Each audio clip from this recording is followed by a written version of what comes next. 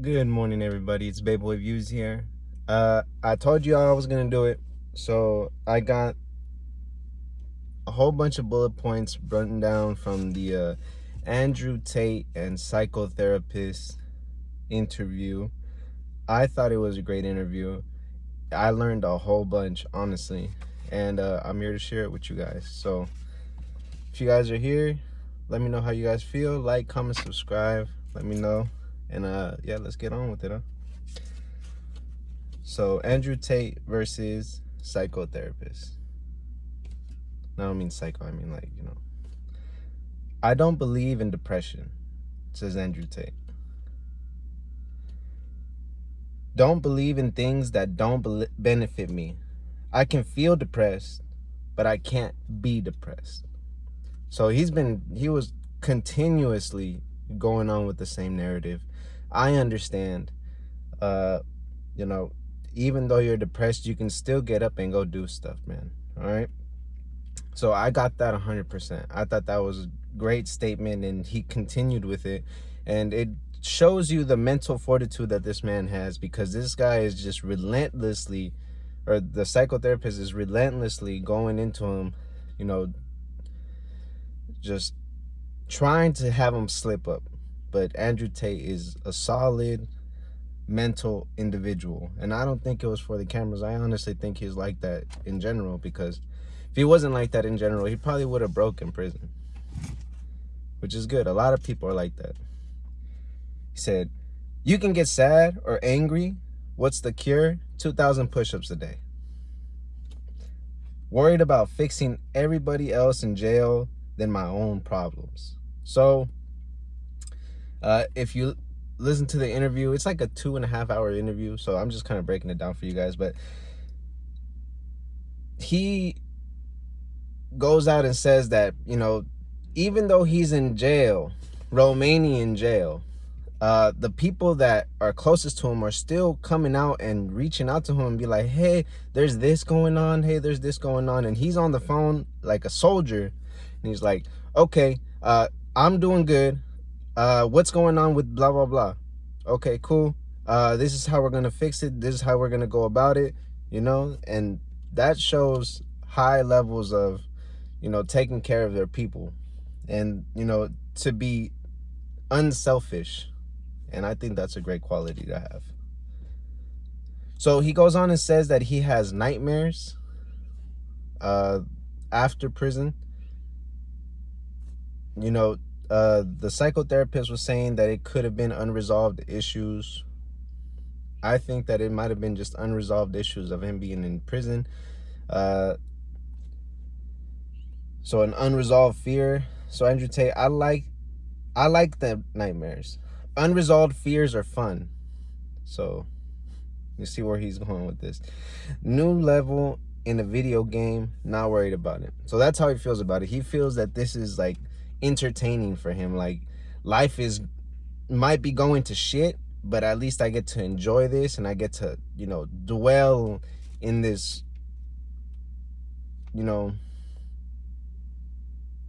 negative energy, and to overcome this.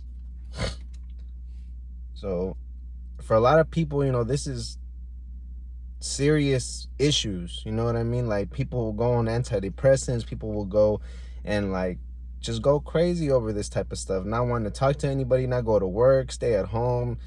Like, it helps to know that there's people out there that don't let it get to their heads, that don't let it affect their bodies, that they can mentally continue on with the day and be what everybody needs you to be. And I think that's a great quality to have, especially in this generation, because, even in the workspace, it's kind of hard to keep reliable people. Like, I work as a technician.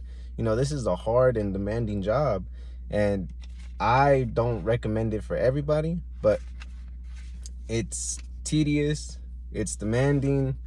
You're gonna have to do a lot of things that you don't want to do, but it's definitely a benefit to help and see that the customer is no longer having this issue, and they can just go on with their normal lives. You know, sometimes it's like annoying, like little stuff like, oh, there's a rattle that I hear every 3 weeks, and it ends up being their seatbelt that's like hitting the plastic, you know? Like, that's annoying. All right. So the psychotherapist basically goes on and says, confront your fear. Andrew Tate, no, I don't think I can see myself perfect. I don't think I can see myself perfectly. I think life is a perfect reflection. And that was deep. I didn't know where he pulled that from, but as soon as he said that, I thought that was a great, great quote. So I'm gonna just say it again for you guys who didn't catch that. So the psychotherapist told him to confront their fears, and then later on he was saying, do you feel like it's a part of your life that this is holding you back in any type of way, or is this affecting you in any type of way? He's like, no, I don't think I can see myself perfectly, because he doesn't want the opinion of other psychotherapists. He thinks that he can, you know, psychoanalyze himself and doesn't need anybody else's opinion. So no, I don't think I can see myself perfectly. I can't see myself perfectly, all the flaws that I do. I think life is a perfect reflection. So if you guys can look at your life and you're like, damn, my life sucks for some reason, is that a perfect reflection of your life? Go ahead and leave a comment in my comment section and let me know what you guys think about that. I thought that was a great quote. Psychotherapist, why not get help? It's an honest question. You know, I what I enjoyed about this interview is that I'm sorry I didn't get his name, but the psychotherapist was genuine. You know, he wasn't out here trying to like trip him up. He wasn't out here trying to. He was definitely doing his job as a psychotherapist and trying to get the real answers, the real inner emotions, the raw emotions of him being present in the moment and not acting as he would as Andrew Tate. And that's 100% understandable. I 100% get that. He's like, no. Andrew Tate says, no, it's a crutch. I like the idea that I can rely on myself and fix myself. So as soon as he started saying this, I'm like, okay, he's a tough guy. I wrote that down. I'm like, all right, is he a tough guy? What is he doing? Is he being arrogant? I don't know. So he goes on to say, I compare myself on competence and achievement.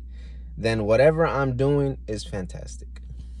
So I don't know if you guys follow him on Twitter. I started following him on Twitter. I just opened up a Twitter, you guys. If you guys want to go follow me, it's at Bayboyviews on Twitter or on X. And you know, he does post a lot of videos of him doing some pretty wild stuff, like him on yachts and stuff like that, like things that I've never seen in my life, you know. And it's pretty cool. You know, he's on boats with a lot of women. Would I change it up for my own life? Personally, I love my wife. I love my child. I think I'm going to keep doing what I'm doing, and I'm going to keep hustling in my own life. So don't let that stuff absorb you and become some type of envious person.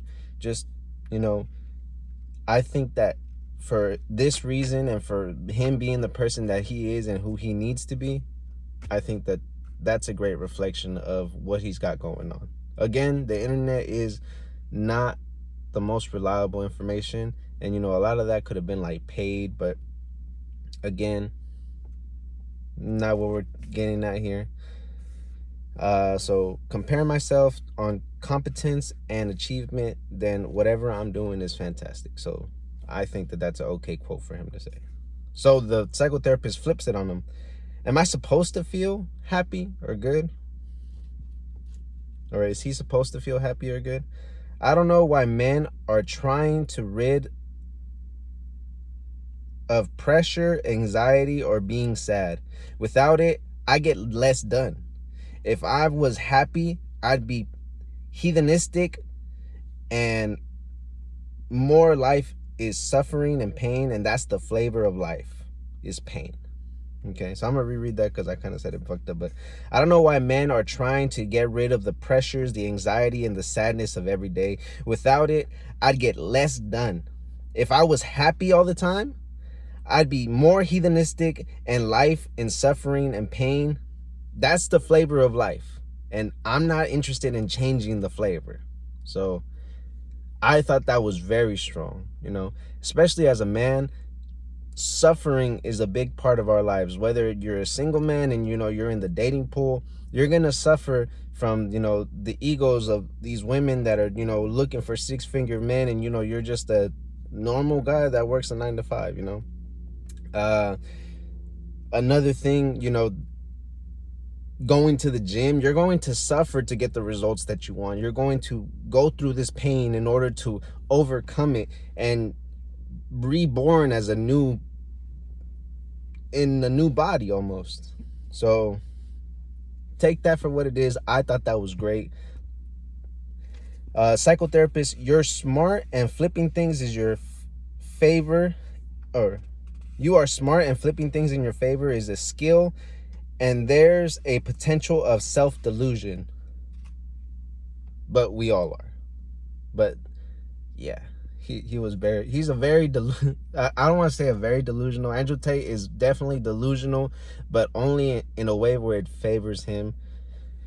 I'm not trying to dick ride him. I'm trying to give him some kind of criticism, but yeah, he's a very delusional man, especially when it comes to him opening up and talking about his achievements, and instead of talking about like how he feels. So he definitely walks off from being open and present and overcomes it with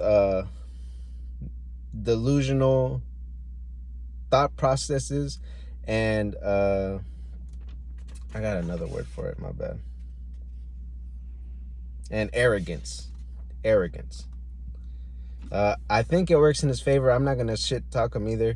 I just think that these are things that I want to point out for other people that are looking at him and look up to him. I want you to know that it took him accomplishing all of his achievements that he has, which is businesses, deals, relationships, yada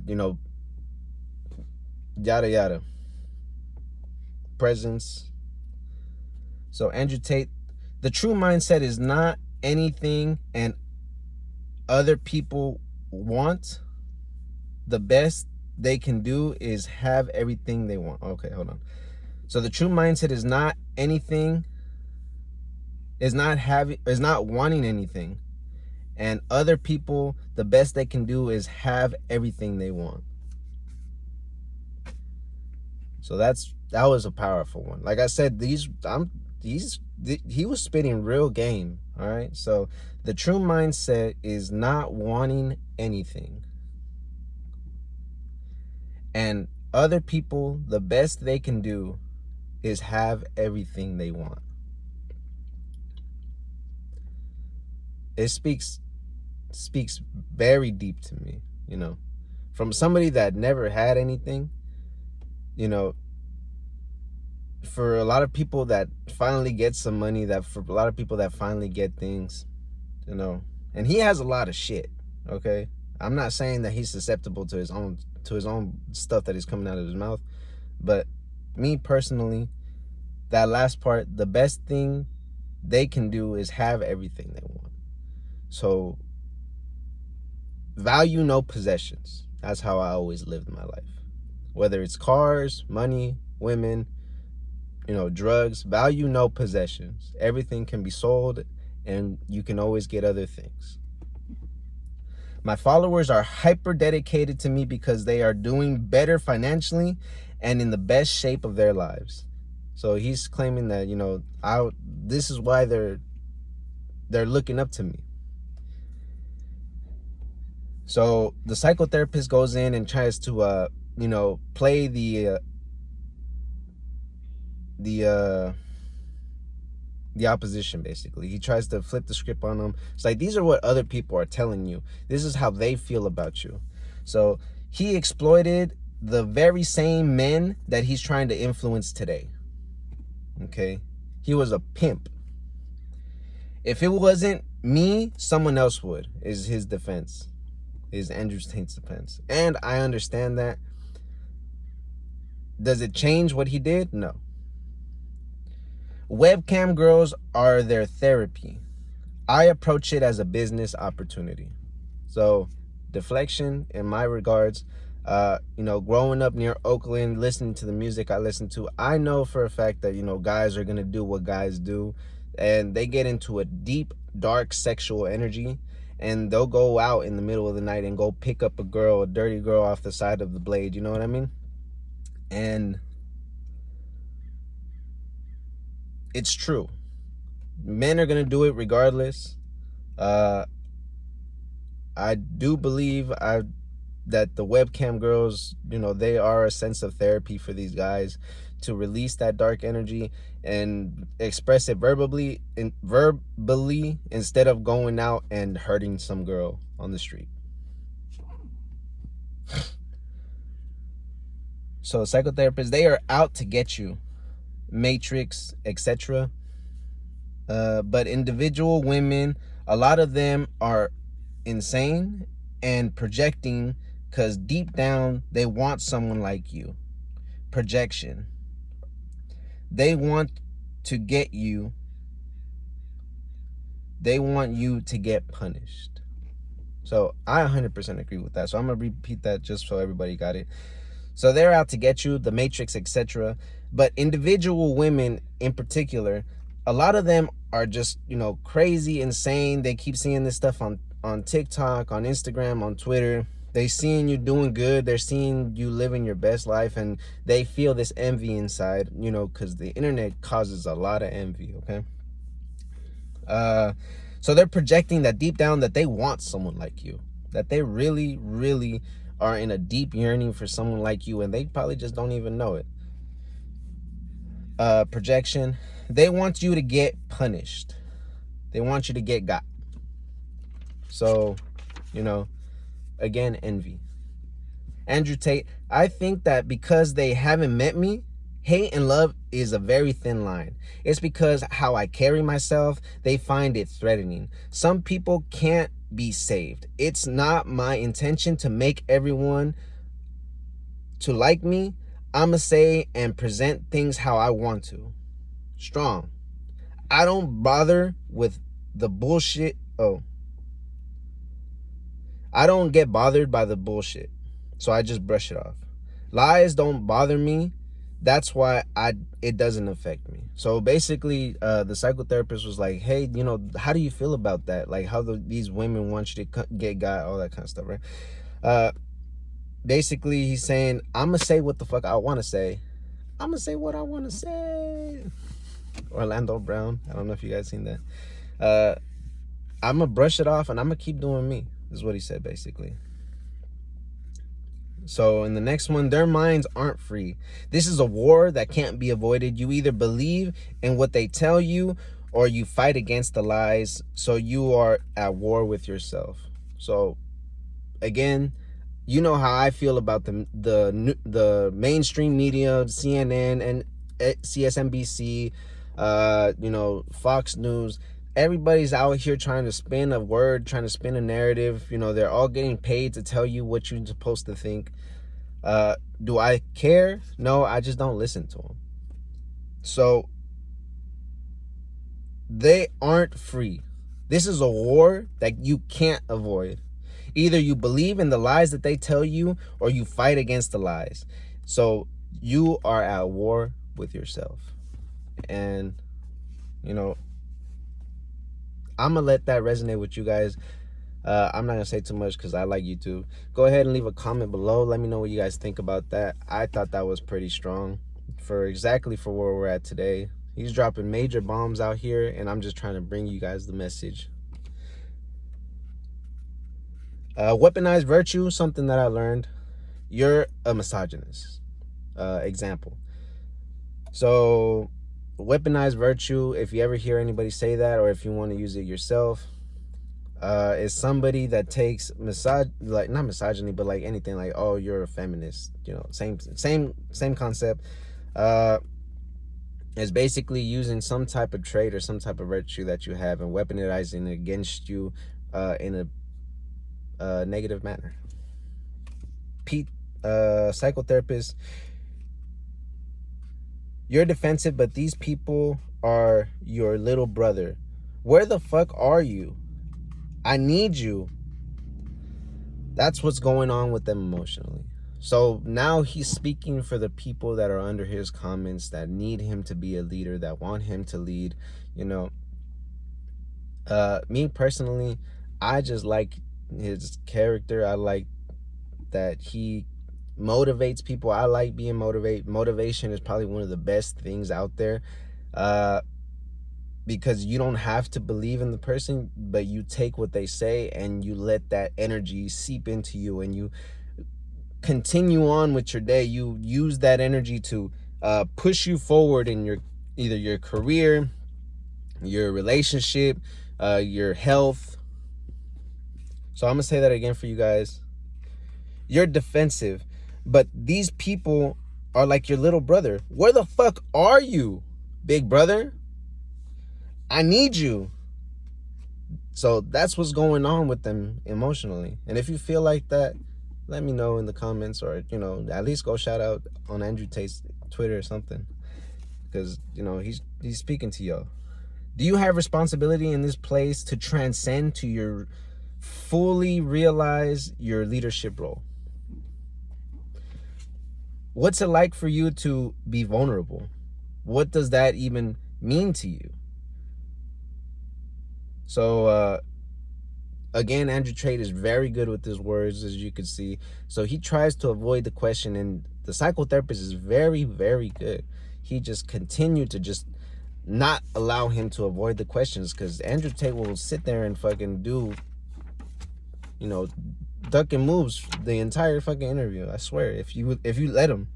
So Andrew Tate, I think that emotional vulnerability at any level is a form of manipulation.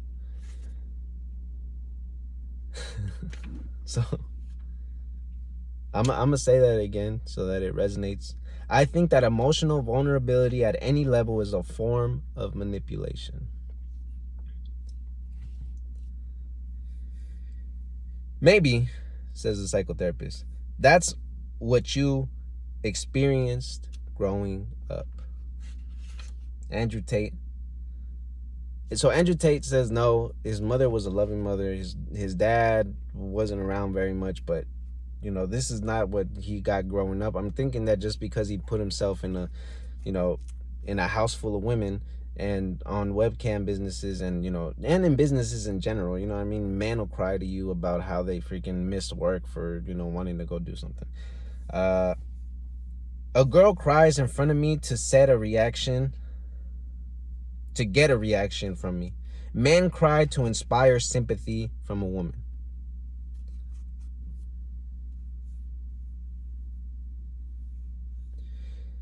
So I'm gonna say that again for you guys. I'm sure you guys already know this. So a girl cries in front of me to get a reaction from me. Men cry to inspire sympathy from women.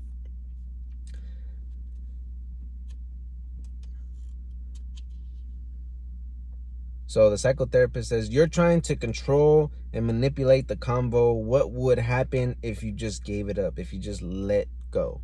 All right. And he said, maybe you think that because that's how you judged yourself. Oh, that was about the other part. So maybe he thinks that because that's how he judges himself about how he says. But no, honestly, I think that's real.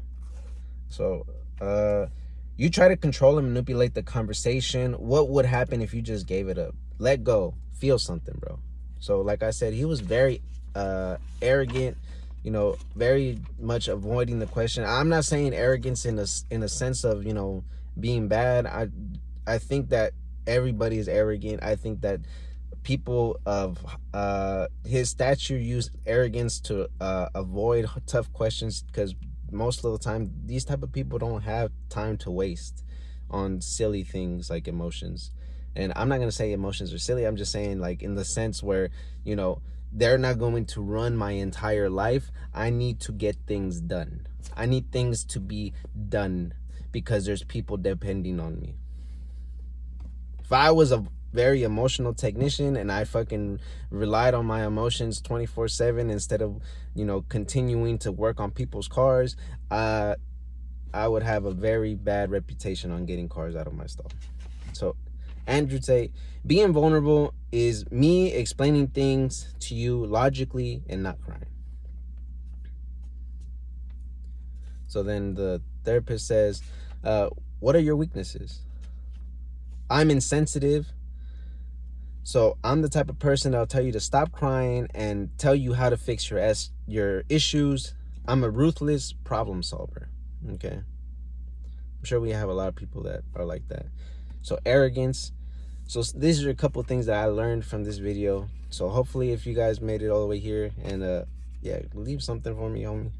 Arrogance hides insecurity. All right. So I'm gonna say that again for the people in the back that didn't hear me. Arrogance hides insecurities. Rationalization is a defense mechanism, but it has limitations. Okay. So rationalization is what Andrew Tate is talking about, that he doesn't want to get into that emotional state with you, right? He does not want to let his guard down. He is defensive at all times, especially in this interview, but it has limitations. And obviously, Andrew Tate has honed his rationalization into a very double-edged sword that he does not let down and does not use any other tools in his repertoire. All right? No offense, my guy.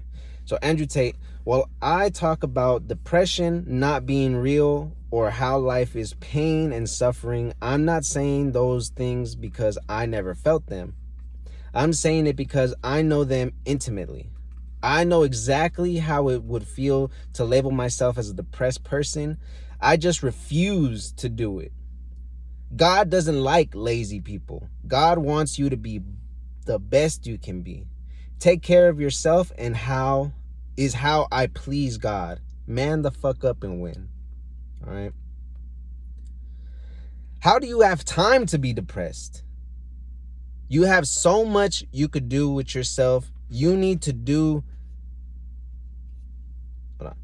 How do you have time to be depressed? You have so much you could do, so much you need to do to be your best self. So for all of you guys that, feel depressed and all that, that is home run for me, okay? So he goes on to say that we need more people preaching the word. Bible bashers, I think is the word he used. So I'm actually start doing that, honestly. On the 1st of every month, catch us on 24th and Mission, Victory Outreach Church, San Francisco. We're going to be out on that block, and we're going to be preaching the word every first Friday of the month, okay? People that want to feel happy all the time are usually addicts. Temporary, no delay gratification is how you destroy your life. Yes, 100%. Yes. So I'm going to say that for the people in the back that just don't want to hear this. This is for you, all right? People that want to feel happy all the motherfucking time are usually addicts. Temporary, no delay gratification is how you destroy your life. The biggest fear is being a coward. How do you beat Andrew Tate? By making it the only brave act, okay? So basically they were saying, what is your weaknesses? He says, I don't have any fucking weaknesses. You want to know how I'm going to be weak? I'm going to be weak by setting me in a position where, what's it called? By making it the only thing that is virtuous. So he's talking about an action movie, bro. I'm not taking that shit serious. So he goes on and gives an example of him flying to Sweden in the beginning of COVID and going and partying because the news stations were saying everybody was gonna die. All right. So he's that type of guy. So best mental model is God wants me to learn something from any type of adversity in my life. I think that's a good one. PT, the psychotherapist, presents Presence is the most powerful quality you can have as a human being. If you disown it, you are not fully present. So again, this psychotherapist is really good. I'm not even going to lie to you guys. This guy was definitely good at exactly what he does. I don't know him personally. I do recommend going and see the video you guys yourselves. It was a pretty good video. It was a very good video. And I know I'm getting a little long here, but you know, I'm gonna say that again for you guys. Presence is the most powerful quality you can have as a human being. If you disown it, you are not fully present. All right. So this goes out for the homies that, you know, blow off their wives, blow off their girlfriends, their kids, in a selfish act of trying to feel and trying to be happy all the time. Okay. And I took that one real personal. So Andrew Tate admits it, I'm not very present. Okay. Some things here I don't want to feel. Something here I don't want to feel. Andrew Tate, I like fighting so much because I have to be present. So basically, that at this part of the interview, he's just trying to get him to open up. He's just trying to get him present. You know, you don't need to have fists in your face to try to, you know, think in a present mind state. So stop thinking and just take control of your mind. Just stop thinking. Stop thinking. Stop thinking. Don't enjoy the moment. Or hold on. I don't enjoy the moment. I'm not that type of person. Very rare that I enjoy the moment, says Andrew Tate. Psychotherapist. That's sad. I don't feel sad. My list of accomplishments, then he goes off and lists his fucking accomplishments again. Again, this is sad. I'm aware of what's happening. I'm not interested until I am. Same as his father. Parents split up at 10. A very busy man. My father still felt loved, and I didn't feel like he owed me his time. To feel angry with my father is to be brutally ungrateful. Okay, so I'm highly recommending you guys go watch the video. Especially at the end part, you know, he starts talking about his relationship with his dad. His dad wasn't very present in his life, for the simple fact that, you know, his parents got divorced. She goes and moves somewhere else. But his dad was a very, very busy man, and, you know, didn't exactly spend all the time in the world with him. But he does not regret it. He knows that his dad was out there being a great man, and you know, it's a mindset that a lot of people don't really come to terms with, and very understandably, you know, I have my brother and sister that probably feel the same way about my own father. You know, me and my father were best friends, and we grew up and we did all kinds of stuff together.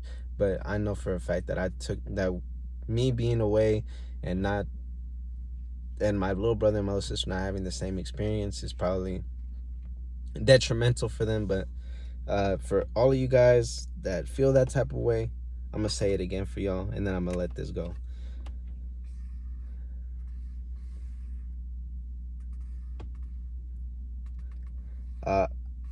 My father was a busy man, but still I felt loved. And I didn't feel that he owed me his time. To feel angry about my father is to be brutally ungrateful. Okay? So that's the end of the video today, you guys. If you guys made it all the way to the end, go ahead, leave a like, comment, subscribe. Let me know what you guys think. I'm going to continue to do all kinds of, you know, things that interest me. I'll write it down, make bullet points, and I'll continue to make videos for you guys. But hopefully you guys liked the video. Peace. I'll catch you guys on the next one.